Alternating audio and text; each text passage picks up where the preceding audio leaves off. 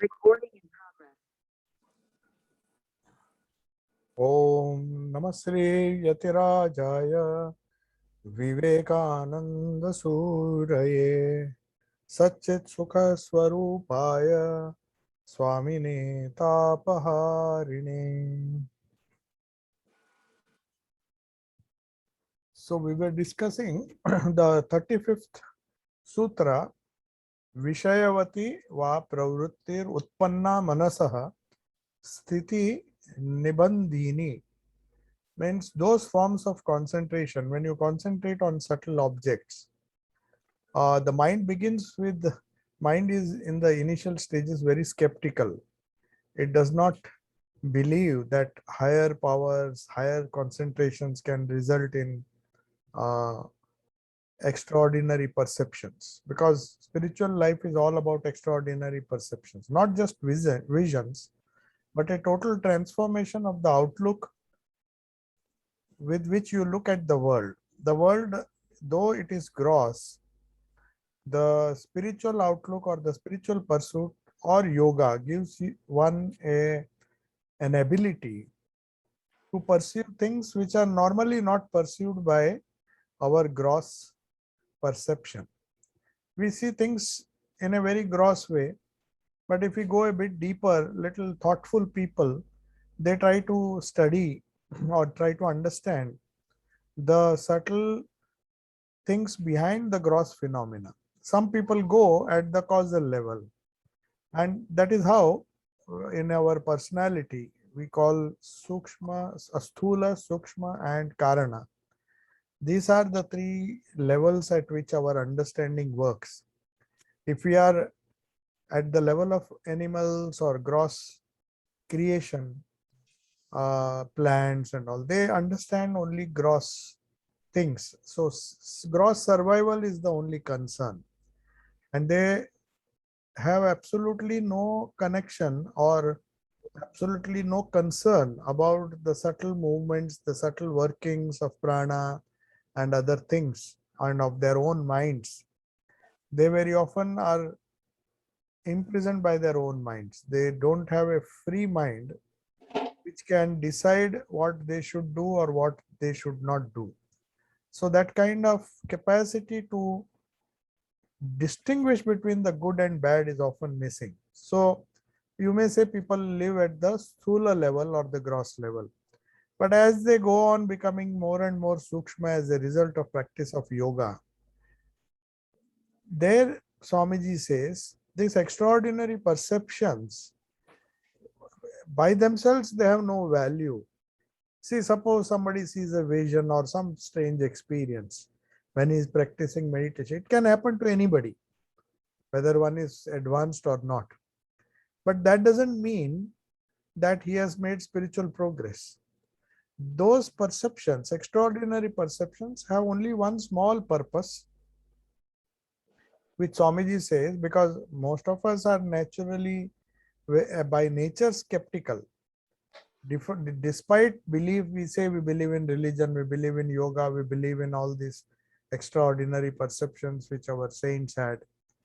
But we need to be reassured now and then that the powers of mind are more than the power which matter has on us. That though we in a loose way agree with all the scriptures, but it has not become a conviction. But though we do countless well documented experiments to show that the subtle has power over the gross, we still have some kind of disbelief that are such things possible, extraordinary perceptions. And if at all they happen, why don't they happen to us? Why can't we get these extraordinary perceptions which the direct disciples or Sri Ramakrishna or other saints had? So Patanjali says, some extraordinary perceptions, like if a man concentrates on the tip of his nose, if he practices for a sufficiently long time, he will smell wonderful perfumes. Now that is not the goal of yoga, because just smelling perfumes, you can as well buy a bottle and keep smelling these perfumes. You don't need to practice yoga for that. But one thing is certain, that these experiences, though they are insignificant as far as spiritual progress is concerned, they serve one purpose, that at least uh, we get some faith in the power of the subtle over the gross. For example, Swamiji says, if we concentration is fixed on the tip of the tongue, you become very sensitive to taste. And similarly, on the palate of the mouth, a super normal sense of color. Normally, you will not be able to distinguish between different colors, but that power comes. And if the middle of the tongue, a super normal sense of touch, or on the root of the tongue, a super normal sense of hearing. Your hearing becomes sharp. So these are few of the different experiments which yoga says, which yogic text says you start getting when you start practicing samyama or concentration on different parts of the nose or tongue or palate and all those things. So this is just like acrobatic tricks in a gymnasium. Suppose somebody wants to convince you that it is good to do exercises because it keeps the body healthy. He has to show certain things, tricks, and show how powerful and flexible a trained human body can become. And that is why he just does a few acrobatic tricks in a gymnasium and showing, see, this is apparently it is impossible for you, but after training, this is what you will achieve. But those are not the goal of going to the gymnasium. It is to keep the body fit. Similarly, we understand that a person who can concentrate, just to tempt him or just to tell him that if you can concentrate and if you persevere, to persevere, you need such intermittent visions or intermittent experiences that keeps you a small experience. Suppose somebody gets some small experience, then he feels tempted to do more. That perseverance becomes easy. So that is why Swamiji says that the mental strength or the mental strength gained to these exercises in concentration can be used to unite ourselves with our ultimate goal, to unite ourselves with the Atman or Purusha. That is our ultimate goal. But these small powers or small extraordinary sense perceptions, which demonstrate the power of the subtle over the gross, are sources of inspiration for us, and they help us to persevere. So that is why the sutra says, I will read it again, sutra number 35, that Vishayavati va pravrittir utpanna manasaha sthiti nibandhini. Nibandhini means encourage perseverance of the mind. Manasaha sthiti nibandhini. The perseverance of the mind is the only gain. By itself, these experiences may not mean something significant in transformation, but one thing is there, these experiences, which if somebody gets it regularly, then he is likely to be more focused and more he can persevere in a much better way. His patience or perseverance will increase. That is the only advantage of having this supernatural or extraordinary perceptions. So these extraordinary perceptions, the relative value of extraordinary perceptions or visions in yoga has been clearly explained. And finally, Patanjali concludes by saying that they will serve only one purpose, that is perseverance of the mind to go towards higher and higher goals. That's all, or the highest goal. Next, we come to another verse number 36, the sutra number 36. Vishoka va Jyotishmati. So these are the different ways of concentration. This whole chapter is known as concentration and its uses. So in the beginning, before even teaching how to concentrate, Patanjali tries to give us an exposition of what this concentration will do to you. how it will help you, and how it is to be done. Now slowly we come to that. So concentration may be attained. Vishokava Jyotishmati means this concentration can be attained by fixing the mind upon the inner light which is beyond sorrow. So one thing is there which is considered to be the goal of all our pursuits, spiritual pursuits. That is to go beyond sorrow. Everybody, dukkha nivrutti, as Buddhists say, Buddha begins his description of the need or necessity of spiritual life by saying that this life is full of dukkha. There is a cause for this dukkha, the four great truths as he describes them. And then there is a way out of this dukkha. So the Vishoka means which is beyond sorrow. Va Jyotishmati. So by concentrating on inner light which is beyond sorrow, one can attain concentration. So what does that inner light mean? So our ancient yogis believed that there was a center of spiritual consciousness called the lotus of the heart. It is situated somewhere between the abdomen and the thorax. And they claim that it had the form of a lotus. And it shone, that whole lotus shone with an inner light. So it was said to be beyond sorrow. Now, how can it be beyond sorrow? Because whenever people got a glimpse, even a small glimpse of that inner light, which appeared to most of the people, yogis, in the form of a lotus. In the beginning, the lotus is drooping, but that is how they describe. And then the lotus becomes a fully bloomed lotus with the petals rising upward. And then it shines with such a powerful light. It's not just a physical light. It is that light takes you beyond sorrow. So the result of that vision, if it is a genuine vision, it's not just a hallucination, but if it is a genuine vision of a lotus or some deep light which is shining brightly, is that those who saw it or those who see it will often be filled with an extraordinary sense of peace and joy. So from the very earliest times, it's not just the yoga alone. Even the Upanishads say that you should meditate in the lotus of the heart.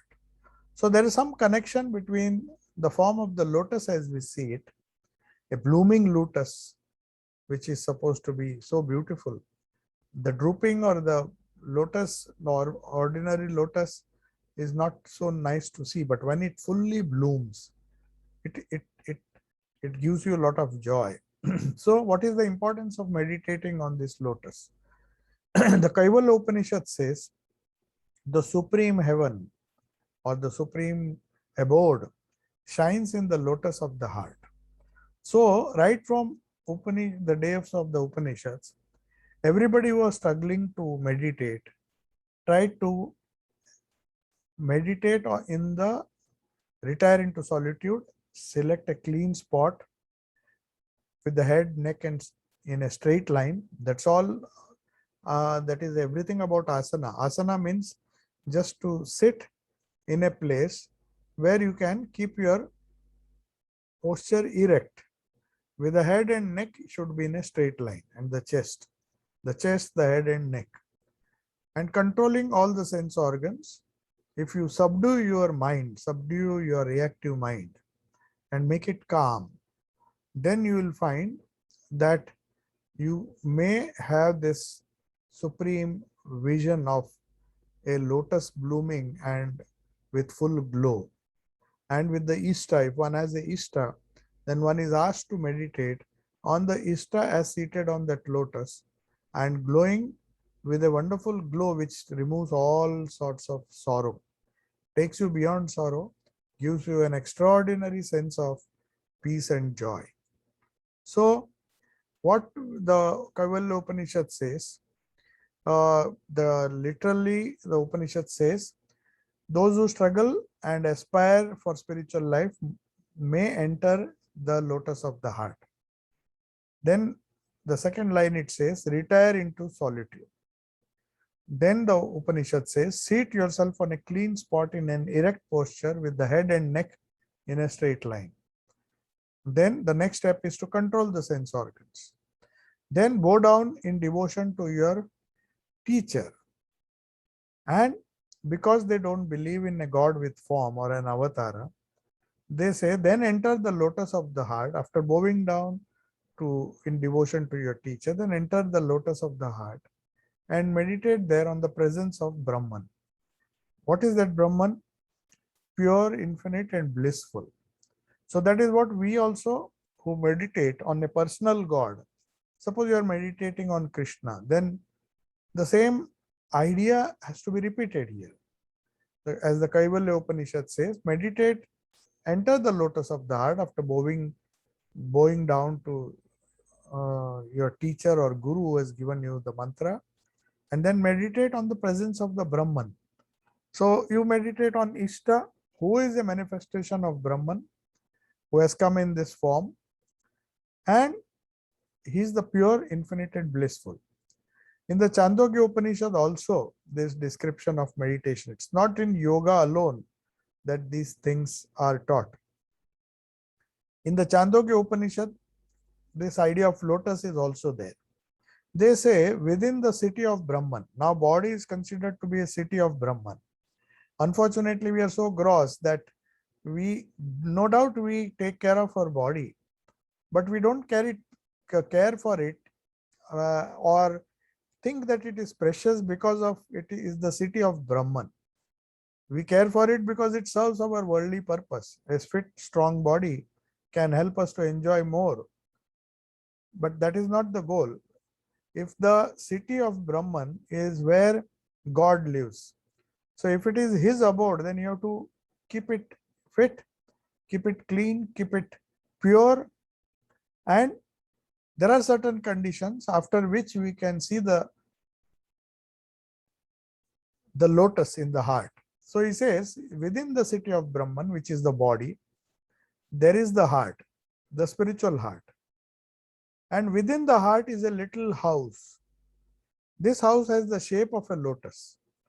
So the abode of Brahman, the abode where you can see that divine light, is compared to a small house. And the whole body is a city, huge city. In that we have a small house. So that is how we focus our attention to deeper and deeper things. And within it dwells that which is to be sought after, inquired about, and realized. Sought after means Shravana, somebody tells you something. Inquired about means go deeper into it. Manana, after hearing, try to think about it. Do some manana. Manana in the sense, try to find out what is that which we heard. What are the wonderful, valuable words of the Upanishads? What does this lotus of the heart mean? What is the city of Brahman mean? How can this city of Brahman be compared to our body? And if that is the case, then what should we do with our body? How should our actions be? How should our reactions be? With what attitude we should take care of our body?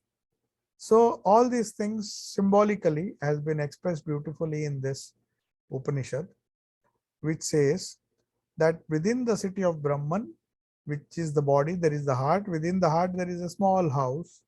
That house has the shape of a lotus. And within it dwells that which is to be sought after, inquired, and realized. So Shravana, Manana, and Nididhyasana. Realized means to make the thought your own and deepen it so much that you see the truth of that fact or the thought which you are thinking. It becomes so evident that you don't require belief or faith. You just see it, you just realize it. So religion is realization. It is the experience which you have, which gives value to our spiritual pursuits. Otherwise, it is just a theory. No amount of listening will help unless you yourself inquire about it. First of all, one should have some solitude, which we are of course now having, but not knowing what to do with it. So in that solitude, if we are wise enough, if God has been gracious enough to give us some solitude in our day-to-day life, Instead of wasting it or even thinking that it is such a boring thing to be doing nothing, one can meditate on the things which we have heard and try to inquire about, do the manana after hearing or reading certain things. That is the most important part, the thinking, inquiring part. Constant inquiry later on will result in concentration. That is what Patanjali says. And it has to be realized in the depths of one's heart. In the city of Brahman, where there is our house, which is in the form of lotus. These are all symbols which help us. These are not only symbols, but these are the experiences which are natural to yogis when they go deeper and deeper. What then is that which dwells within this little house, the lotus? It's not the lotus that is important. Some people ask after taking initiation, is the lotus important? It is important because that is the abode of, that is the place where your consciousness should be focused upon. And what do you seek there? So the Upanishad says what must be sought after, inquired about, and realized in this lotus of the heart. Why should we do that? Can we not seek that God outside, as some other religions teach you, that God is above, maybe somewhere in the clouds? So can we not get him there? Why in the heart? Even so large as the universe outside is the universe within the lotus of the heart. The whole universe is, it as it were, is compressed, because the essence is the consciousness which animates everything. So that is what we are seeking, the Purusha, the Brahman. So within that consciousness, without that consciousness, all heaven, earth, sun, moon, lighting, stars, and the microcosm, the entire existence, as it were, lives upon, is sustained by this consciousness. So we have to meditate on that which gives us everlasting life, everlasting bliss, everlasting, that is known as Satchidananda. So that is the object, or that is the thing on which one should meditate. After thinking or after negating things which are of temporary nature, which give temporary joy, we focus on that which is eternal, which can remove sorrow and which can give us everlasting bliss. So all things that exist, all beings, all desires, whatever you do, they are confined to the city of Brahman, the body. For us, the body is the unit with reference to which we interact with the world. So no doubt we have to begin with our body and with our own heart, because with relation to our consciousness inside is the whole universe. Otherwise it has no value. Suppose the person dies, then there is no question of his interaction with the world in a gross way. At least in a subtle way, of course, he still is connected. But suppose suddenly he gets mukti, then he becomes one with that consciousness. What happens is, if you ask what happens when mukti, we become free from all limitations. We become free from the limitations of the gross. We become free from the limitations of the mind. We become free from the limitations of the causal body or the karana sharira. And then what happens? So all things, all that exist, all beings, all desires are in the city of Brahman. Then what then becomes of them when old age approaches and the body dissolves in that? Now this question very often is asked only when the question of the city being disintegrated comes.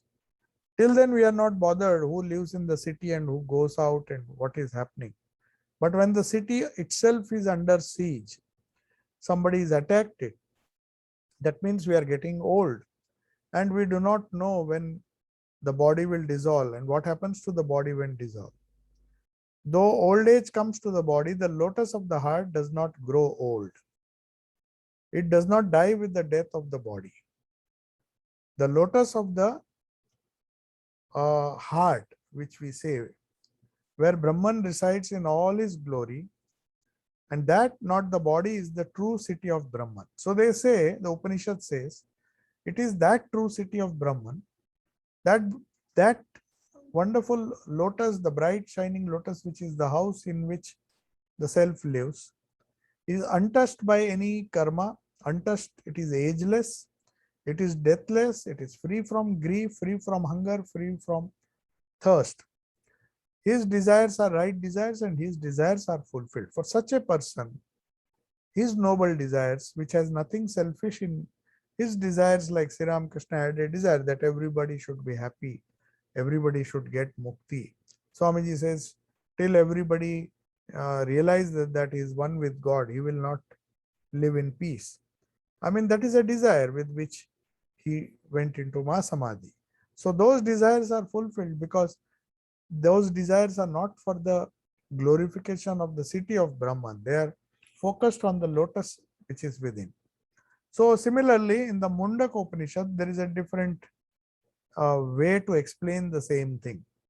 We were discussing the sutra, why in the lotus of the heart, a Jyotishmati, a light which takes you beyond sorrow should be meditated upon. So there are different ways. There is the physical lotus which we imagine, either red petaled or something, where we meditate on the Ishta, who is Brahman himself, or in like in the Upanishads, which do not believe in a personal God.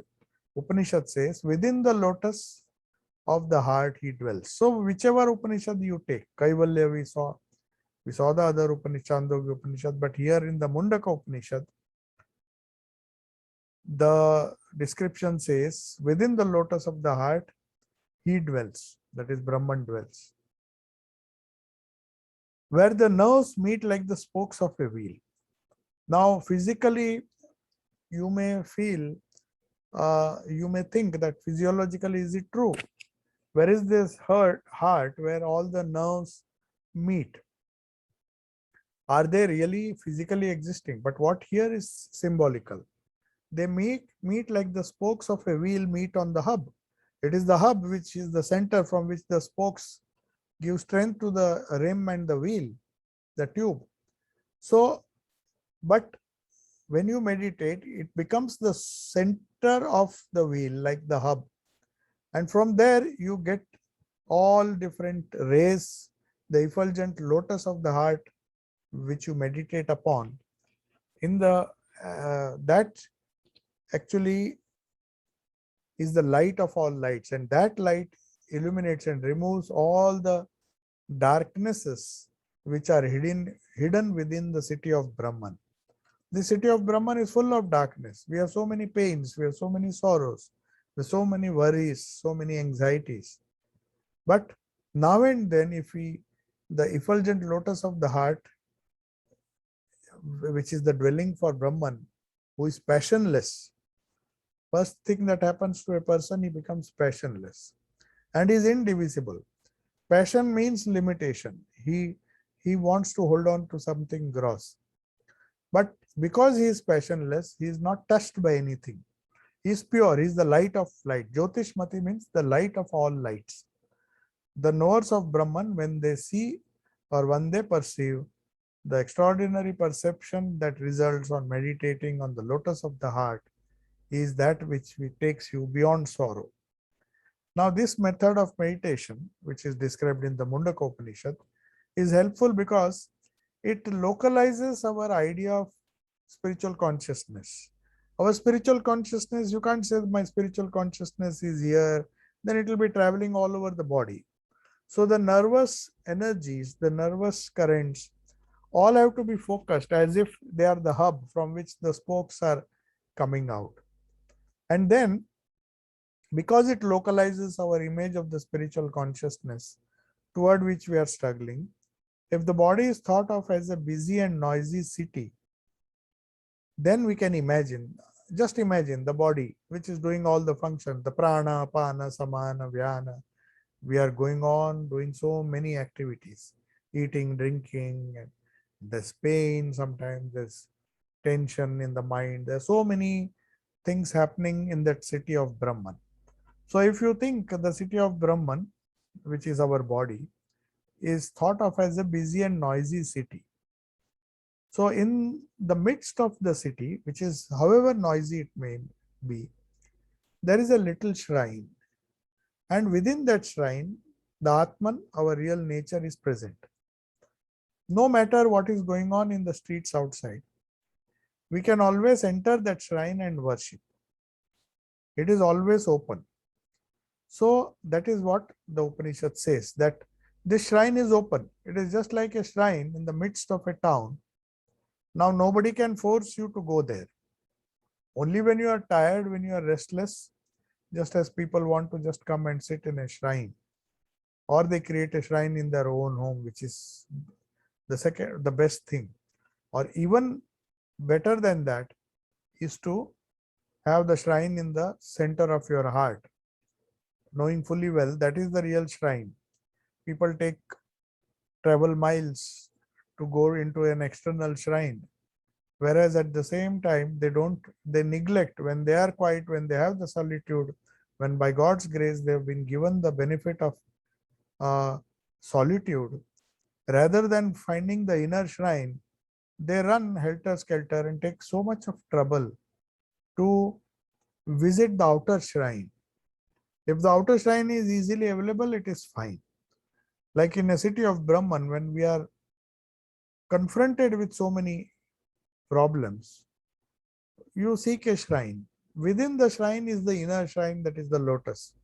And that is the real shrine, without reaching which no amount of travel or pilgrimage to any shrine in the world will help us. So no matter what is going on in the streets outside, just as you feel that we can always enter the shrine and worship because it is always open. The only shrine that is open 24 hours, 365 days is our own lotus. So that is what Kapila Muni told his mother, aged mother. She was a very devout lady, and her husband had died when Kapila was young. Kapila, of course, is the founder of the Sankhya philosophy. So he wanted to renounce the world. So he wanted to seek permission from his mother, who was widowed for a long time.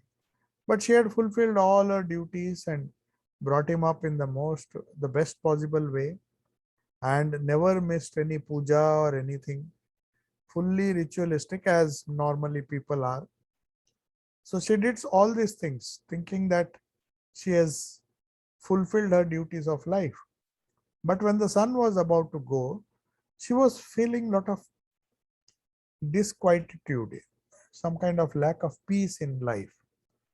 So she, naturally, a person who has spent, in spite of all the struggle, after losing the husband, living alone, bringing up a child, doing all the duties perfectly. And according to her, she tells the child, her son, who has grown up now, and he is about to leave. He said he has made arrangements for his mother to stay.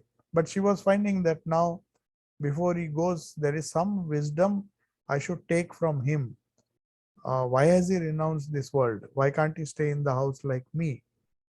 So, but she has a question. She says, I have done nothing wrong. I have led a pure life. I have served you, or I have brought you up. At the same time, I have performed every ritual which is written in the book. She mentions that. I have done all the rituals, all the pujas to perfection. There is absolutely nothing which I have left undone or done improperly, nor have I committed any sin in my life. If after such a disciplined life, full of, it is a ritualistic life, no doubt, but rituals are prescribed by the scriptures. So she says, I've done everything, my dear son, and still I feel so much of peacelessness in the heart. I just can't get that kind of peace which the scriptures speak of. So before you go, please tell me, Kapila, Devahuti. Devahuti is the name of the mother of Kapila.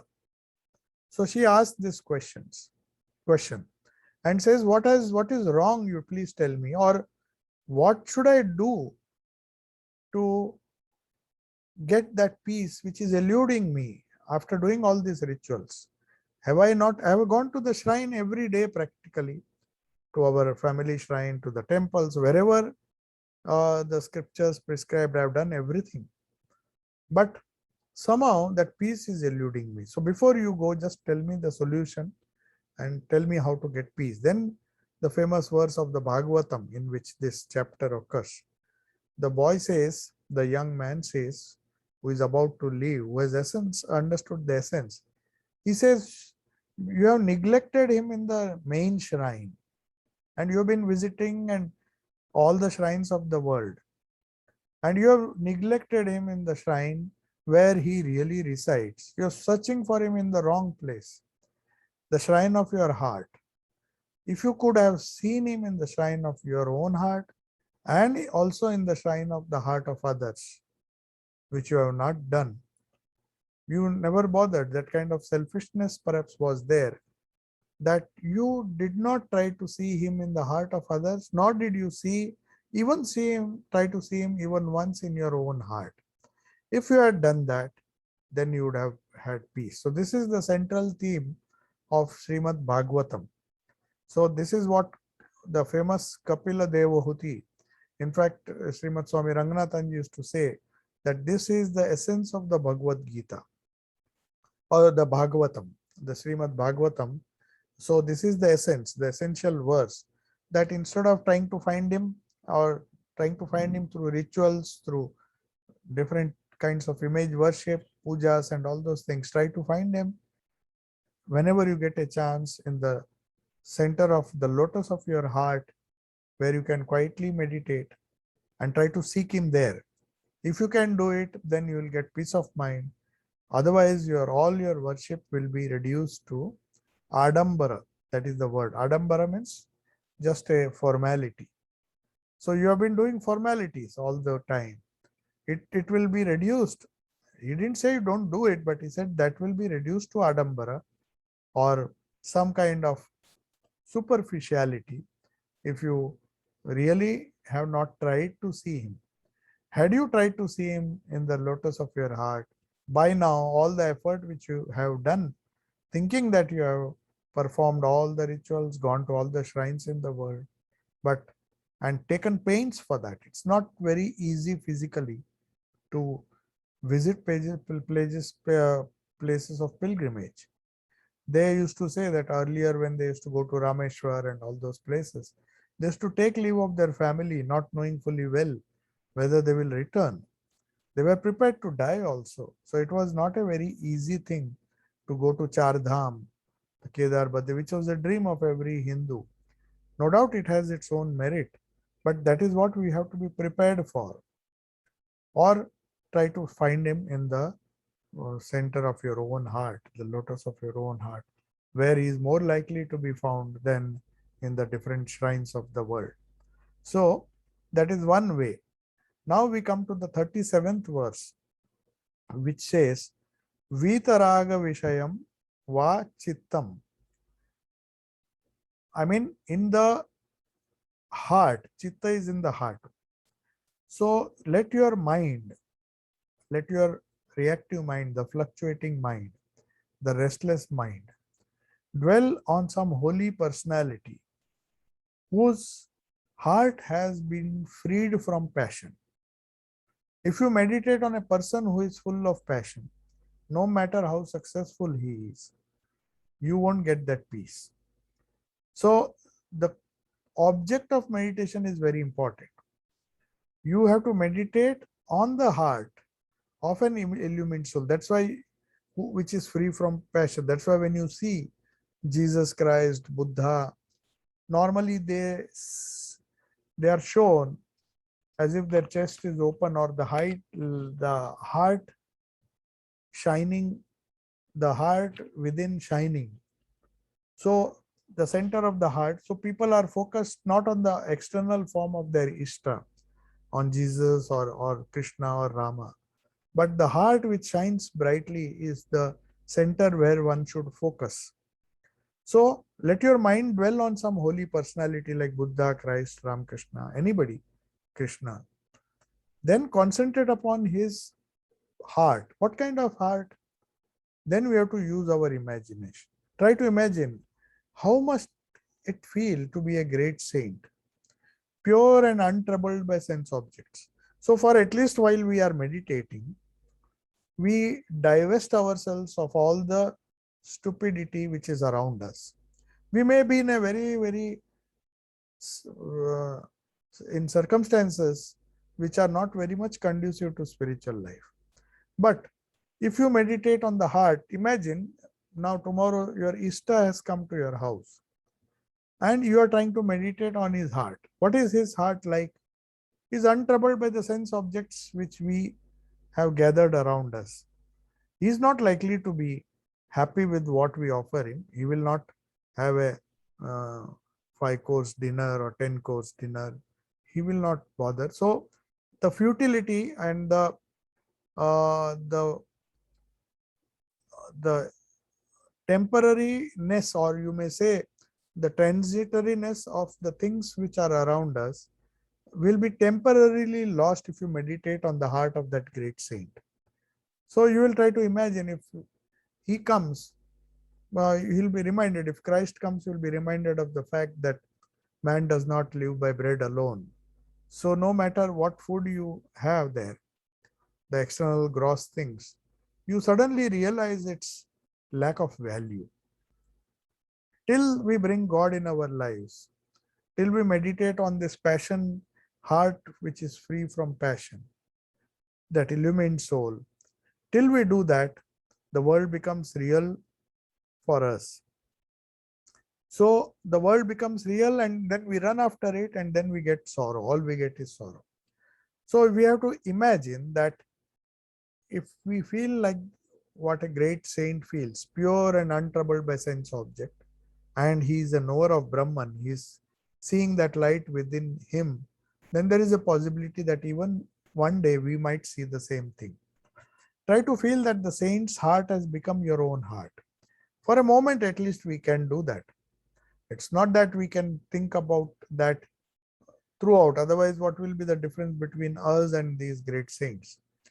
But at least for some time, at least when we meditate on the saint's heart within our own body, then this localization, this bringing of the image from the shrine where he is, from the temple where he is, wherever you worship him outside, for some time we bring that Lord and localize him in our heart and imagine that he is sitting on the lotus of the heart.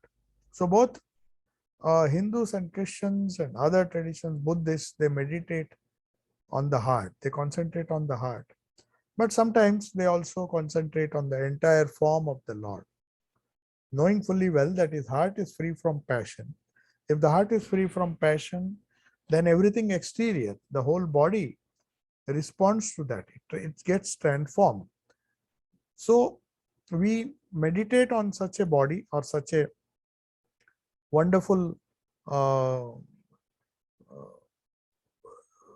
a wonderful personality whose heart is free from passion. Now, the previous verse, Swamiji also tells us a nice technique. He says, think of the lotus of the heart with petals downward in the beginning. I told you this, but again, let us see what Swamiji says. And then he says, and running through the center of that petals, all those petals are there, but there is a center of every leaf, flower, or every lotus. There is the Sushumna. And when you take in the breath, imagine that the lotus is blooming. And when throwing out the breath, you imagine that the lotus is turned with the petal upwards, and inside that lotus is an effulgent light. So when you throw away the dross or the dirt that is within, that is a kind of purification ritual which Swamiji is now telling us. Because how do we imagine? Imagine that when we are breathing in, the petal is still down. But when we breathe out and throw away everything, the petals, as it were, the Sushumna, through the Sushumna helps it to just bloom. Sushumna is like the stalk. It's just a kind of meditation, Swamiji says, and inside that lotus is an effulgent light. And then he says, meditate on that light. Don't focus on the lotus as such. Once the lotus has bloomed, suddenly a light appears, and that light is where your Ishta is. That's why they say you have to see the glowing form of the Ishta, one who sits there and destroys all the ignorance that is uh, restricting us or limiting us or making us suffer from sorrow. Now, Swamiji also says the moment we meditate on the heart that has become passionless or non-attached, it will calm down our mind. Or there are other ways of meditation. So, verse number 38, I'll just mention that and then we will discuss some question answers if there are some. The next verse is Swapna Nidra Jnana Lambanam Va. The third type of meditation, if you can't meditate like the lotus and all those things, by fixing the mind upon a dream experience or that experience of deep sleep. Now, why this is said? By dream experience, Patanjali means a dream about a holy personality or a divine symbol. Some of us, those who are lucky enough, sometimes see a divine personality or a divine symbol in dream. Now, if one should, if one gets such dreams occasionally or frequently, then they are lucky in the sense they can meditate on that experience, particularly if it is strong. Such dreams can be called as experiences because they bring a sense of joy and revelation which remains with us even after we have woken up. So there are many of the devotees in our ancient literature who got instructions, who got spiritual experiences in dream, and then they perhaps got their guru. Many of the people got their mantra in a dream, and then they were just seeking where to get that dream, that mantra officially. And when they go to the guru, very often they find that the same mantra has been uttered by the guru. So this dream experiences can be used, particularly if they are good, to meditate. And another, that method of calming down the mind, there is one more method other than the dream. If one does not get such dreams, then another method of calming the mind is to concentrate upon the deep sense of peaceful happiness with which we awake from deep dreamless sleep. Everybody has deep dreamless sleep. Every day one enters that and comes out of that. If one is lucky to have this deep, unfortunately our minds are so agitated, so full of turmoil and anxiety and worry that we can't even dream of deep sleep. But if by some chance one is blessed by God with a deep sense of sleep, then he can meditate on this. This is another technique of meditation. Patanjali says that the Atman is covered by the three sheets. The outermost is the physical or Annamaya Kosha, or the gross body. The below this sheet is that the inner essence of things, the spirit world, the subtle world, you can say.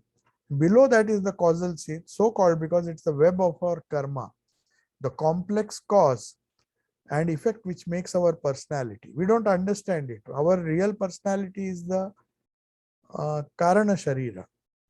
Only when it comes to the gross, we understand, oh, we are so and so. Either we are happy, we are good, we are bad, we are weak, we are strong. All those things are just when it comes to the surface level. But at the whole personality is locked up in our Karana Sharira.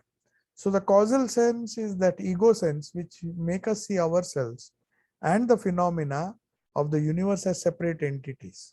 So if you go to the Karana Sharira for some time, in the waking state, let us say, the Vedanta tells us that these three sheets are coming in between us and the Atman.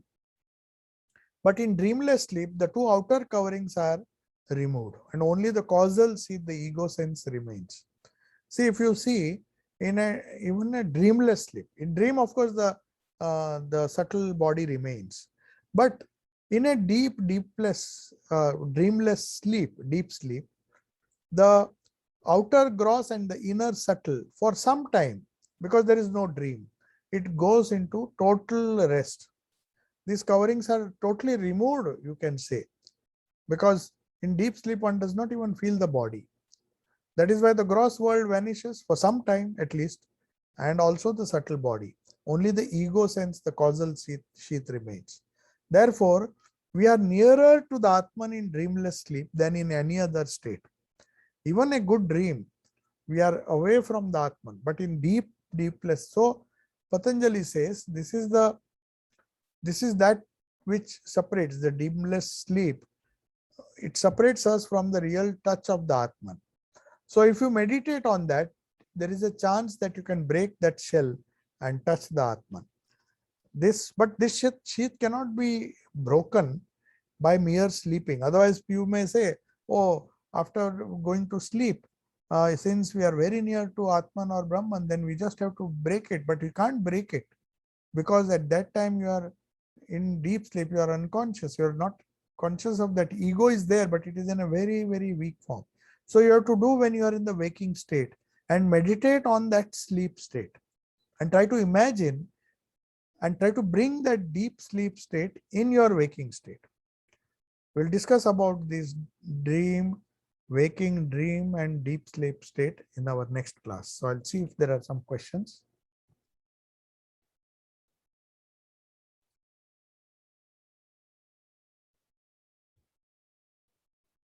Yeah.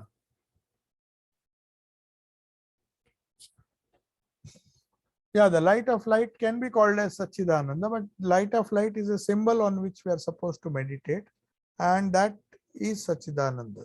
That is right. Is the spiritual heart the seat of emotions? What is its relation to the mind and to the Atman? Yes, the spiritual heart, the gross covering of that spiritual heart is the seat of emotion. If it is a truly spiritual heart, which is free from the clutches of the gross and the subtle, the emotions, the gross emotions that we feel, anger, lust, jealousy, happiness, and good and bad emotions, they are felt at the level of the nervous system, which are gross. So the spiritual heart, you cannot say it is the seat of emotions, but spiritual heart is the seat of our entire existence. So in a way, that way, you can say it is the seat of our mind, of our body. But how much we identify with our spiritual heart and how much we identify with the emotions and the nervous system and the gross body and the subtle body determines our spiritual progress. So that's it. The spiritual heart, apparently as a substratum of that external sheaths, the pure consciousness, the pure spiritual consciousness lies in the spiritual heart. And that is where all the good emotions, the divine experiences, which have no touch of passion or worldliness, are there. But they are not, you cannot say they are the direct seat of our ordinary emotions. They may be the seat or the source of certain emotions which give you deep sense of peace, satisfaction, and bliss. That is why we are meditating on the spiritual heart. The moment we meditate on the spiritual heart, the other emotions simply slowly become weakened and then they vanish. Now, is the state of Brahman one of pure light or pure light? Obviously, it cannot be pure darkness. It is pure light not in the sense of physical light, but it awakens and lightens everything. The state of Brahman is something which makes all things clear to you in one stroke. Now there are so many grievances, so many problems, so many issues, smaller issues which cause a lot of problems for us. But when we go to higher and higher issues, higher and higher state of mind, then these issues, gross issues, do not remain. This darkness slowly goes. So there cannot be darkness when there is light. Both can't coexist. Yeah. So the state of Brahman, of course, obviously it is the state of light, as in the light of consciousness. It's not, one should not believe or imagine that light will shine as if one sees some bright physical light, a 1,000-watt light which will shine all. Nothing like that.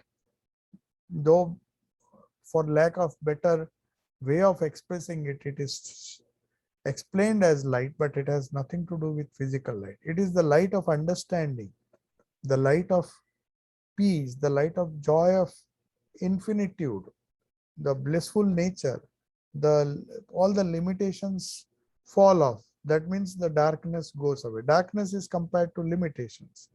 The more we are limited, the more we are holding on to the transitory things of the world, the more darkness there is. The moment you feel, whether you are in deep meditation or while meditating on the deep sleep or meditating on the lotus within the heart, whenever you uh, focus deep enough or concentrate deep enough, that the lotus suddenly blooms and you see light everywhere, or the light of consciousness pervading everywhere, then you stop making judgments, stop reacting to external things. So that pure light is what we, all the yogis and all the spiritual aspirants, seek. So I'll take your leave now. Om Shanti Shanti Shanti. Harihi Om Tat Sat. Sri Ramakrishna Arpanamastu.